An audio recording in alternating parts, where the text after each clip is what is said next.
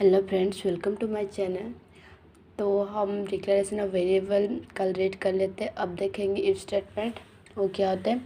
The if statements में be implemented in different forms depending on the complexity of condition to be tested. मतलब वो depend करता है किस तरह का कंडीशन दिया है, वो उसको इम्प्लीमेंट करता है। मतलब किस तरह का कंडीशन देख के वो कहाँ इफ का कहाँ पर होता है। जैसे कि इफ में क्या क्या है, सिंपल इफ स्टेटमेंट है, इफ एल्स स्टेटमेंट है, नेस्टेड इफ एल्स स्टेटमेंट है और एल्स इफ लैडर है। वो चारों के हैं। तो वो डिपेंड करता है किस टाइप का वो क्वेश्चन और कंडीशन और प्रोग्राम दिया है, उसको बेस करके वो पढ़ा मतलब वो एक प्रोग्राम बना देती।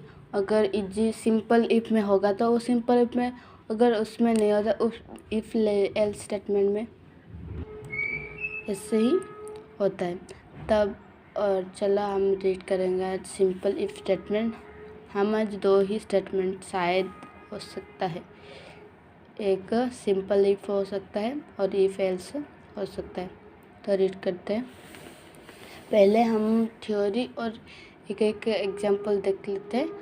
उसके बाद ये कंप्लीट होने के बाद नेक्स्ट टाइम जब हम और कितना इफ स्टेटमेंट सिंपल इफ का दिखेंगे और इफ एल्स और सब का अलग अलग से एग्जांपल देखेंगे। सिंपल इफ क्या होता है statement? It is the most simple form of decision making statement. मतलब वो बहुत सिंपल होता है। सिंपल इफ का जब आता है स्टेटमेंट का, बहुत सिंपल होता है तो उसको देखते ही समझ में आ गया, हाँ ये इफ स्टेटमेंट हो जा सकता है। आप डिसीजन भी ले सकते हैं, हाँ ये इफ है स्टेटमेंट पे हो सकता है। It is the use to decide whether a certain statement or block of statement will be executed or not. That is, if a certain condition is true, then a block of code or statement are executed, otherwise not. मतलब वो block of code और statement जो होगा वो अगर true होगा तो वो दिखा देता है, एग्जीक्यूट हो जाता है। अगर वो कोड और स्टेटमेंट अगर फॉल्स हो गए तो वो एग्जीक्यूट नहीं करता है। कैसे आपको समझ में आ गए? मैं तो एग्जांपल और इसका सिंटैक्स दिखा देती हूँ। सिंटैक्स में क्या है, स्टेटमेंट 1 हम लेंगे। क्या मतलब स्टेटमेंट 1 में जैसे कि हेडर फाइल है, जिनके stdio कोनियो या आप कुछ भी रखते हैं, वॉइड मैन कर्ली ब्रेसेस, वो स्टेटमेंट 1 हो गए। प्रिंटफ स्कैनफ कुछ भी रखना चाहते हैं। उसके बाद इफ स्टेटमेंट में एक्सप्रेशन हमको लिखना है और पहला कंडीशन देना है। एक्सप्रेशन और कंडीशन होता है ये। उसके बाद तब मतलब उसका स्टेटमेंट लिखना है, प्रिंटफ स्टेटमेंट और कुछ भी स्टेटमेंट लिखते हो। ये कंडीशन अगर सेटिस्फाई होता है तो उसको प्रिंट कर सकते हैं, ऐसे स्टेटमेंट लिख सकते हो। उसके कर्ली ब्रेसेस, अगर नहीं होगा तो मतलब इसमें आप जो मतलब वो स्टेटमेंट आप लिख सकते हो। उसके बाद ये वाला स्टेटमेंट हो जो कि आप वर्ड में कर रही हो तो रिटर्न 0 से, और कुछ भी इंट के में कर रही हो तो गेट से कुछ भी स्टेटमेंट लिख सकते हो, कॉलर से क्लोज कर सकते हो। इतना समझ में आएगा। उसका एग्जांपल देखते तो और सिंप्लीफाई और इजी हो सकता है।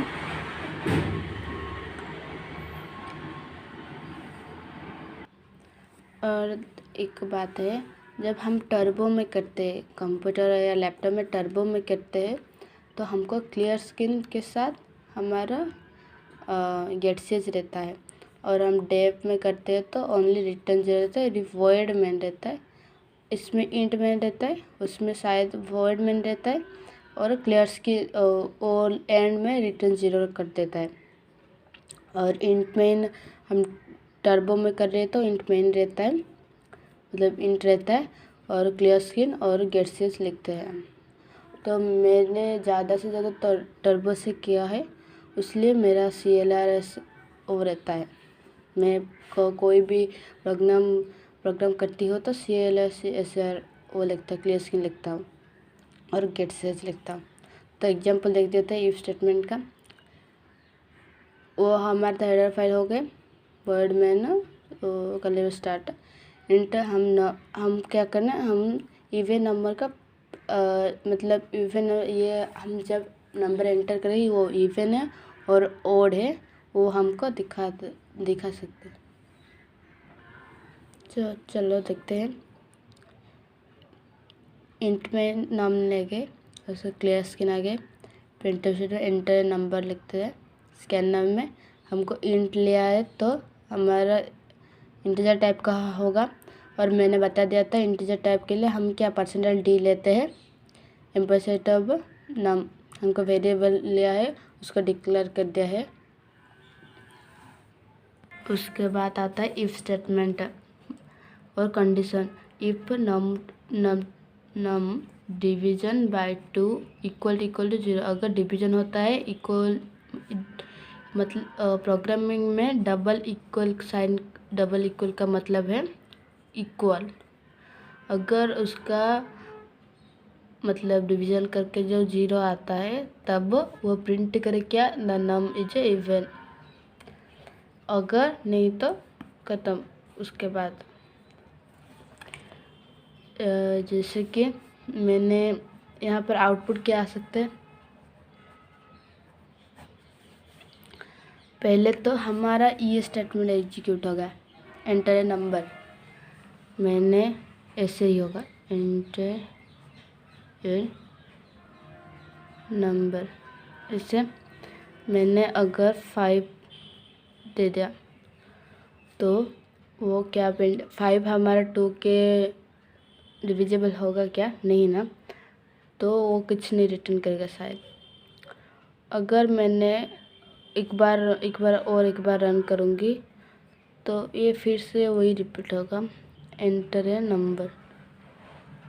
मैंने 2 लिख दिया, उसके डिविजिबल हो सकता है 2 के, तो ऐसे प्रिंट करेगा द नम इज इवन। समझ में आ गए। यही तक था इफ़ का स्टेटमेंट। उसके बाद है इफ एल्स।